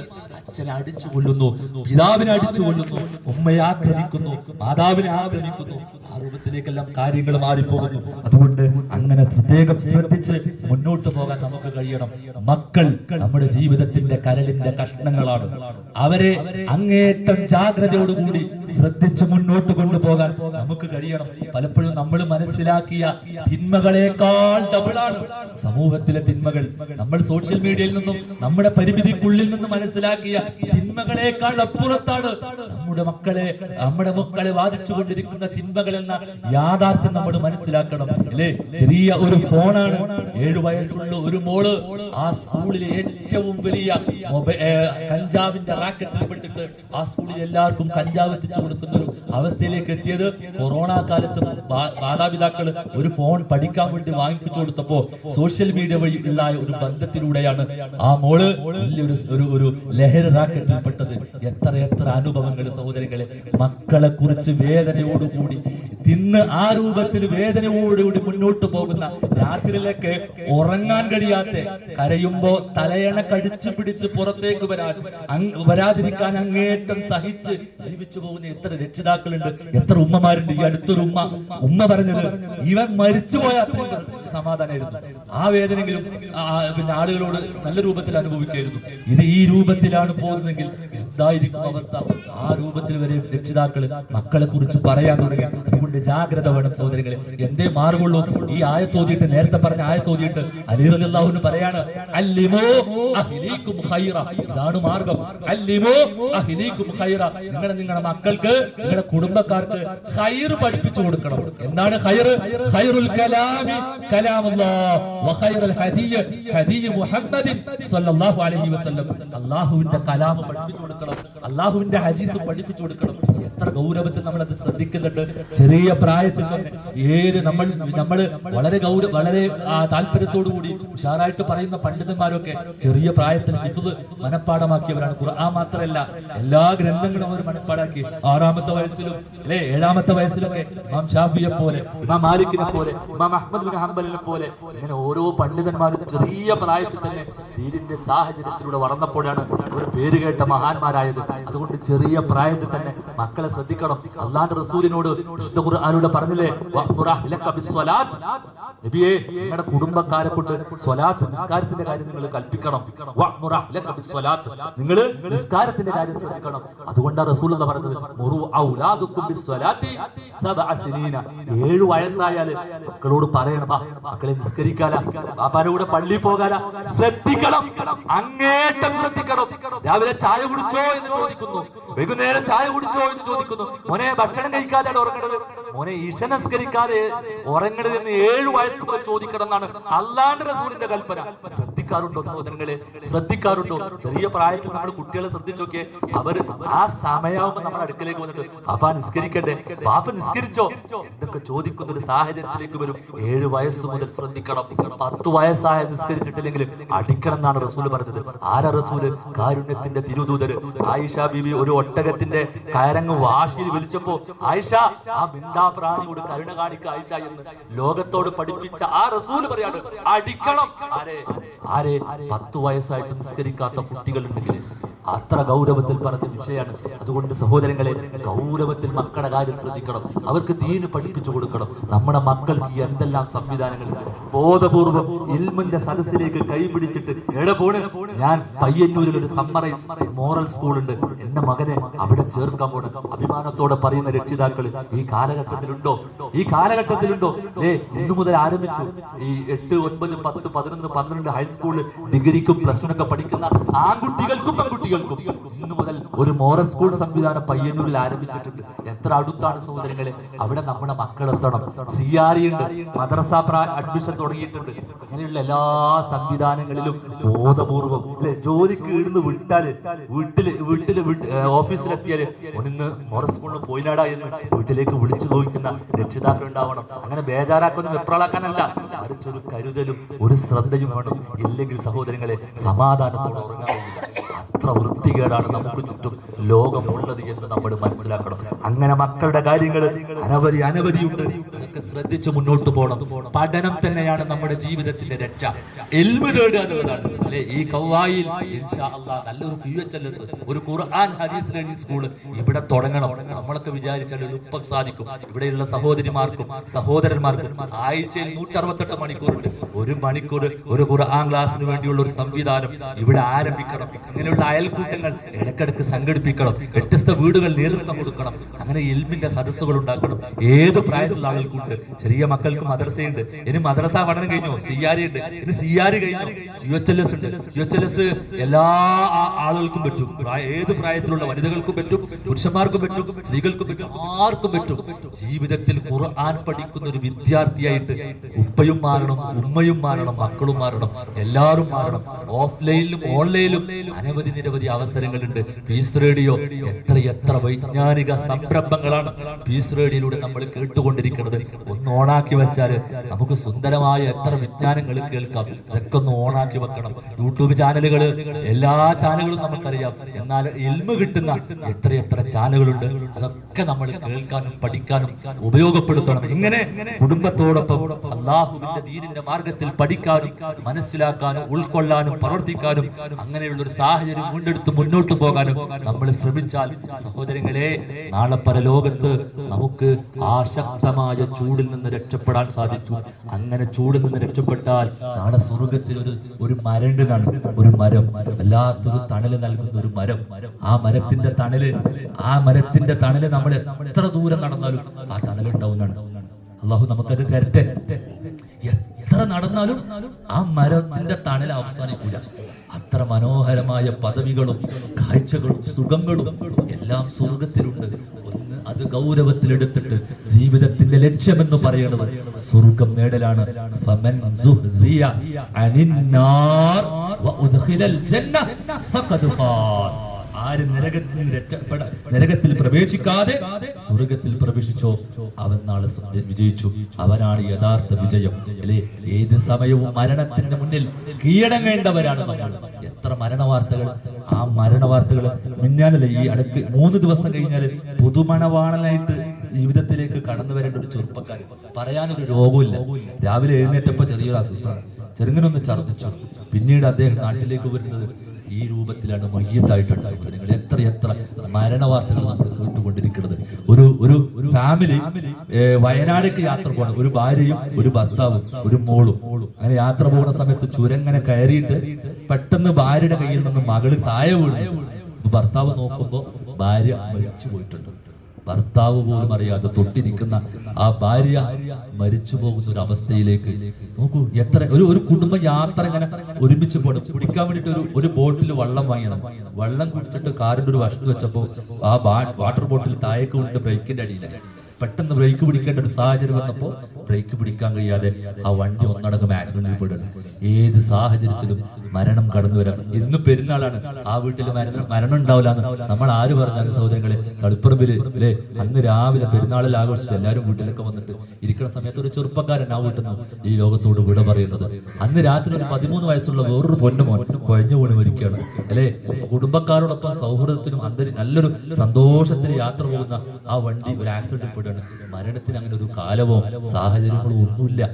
ആ സമയത്ത് മരിച്ചിട്ട് നമ്മുടെ ജീവിതത്തിൽ 63 വർഷമാണോ, 63 വർഷവും പരിശോധിച്ചു, ഒരു സെക്കൻഡും ഇടവേളയില്ലാതെ പരിശോധിച്ചിട്ട് നന്മയാണോ കൂടുതൽ?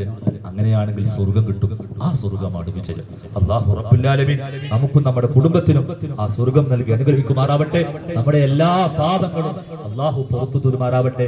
എല്ലാവിധ അധാർമിക പ്രവർത്തനങ്ങളിൽ നിന്നും വേണ്ടാത്തരങ്ങളിൽ നിന്നും വൃത്തികേടുകളിൽ നിന്നും നമ്മയും നമ്മുടെ മക്കളെയും നമ്മുടെ കുടുംബത്തെയും നമ്മുടെ യുവാക്കളെയും നമ്മുടെ യുവതികളെയും കാത്തുരക്ഷിക്കുമാറാവട്ടെ. റമദാനിൽ ഞാൻ നിങ്ങൾ നിർവഹിച്ച എല്ലാ അമലുകളും അല്ലാഹു സ്വീകരിക്കുമാറാവട്ടെ. റബ്ബനാ ആതിനാ ഫിദ് ദുനിയാ ഹസന വഫിൽ ആഖിറതി ഹസനതൻ വഖിനാ അദാബന്നാർ.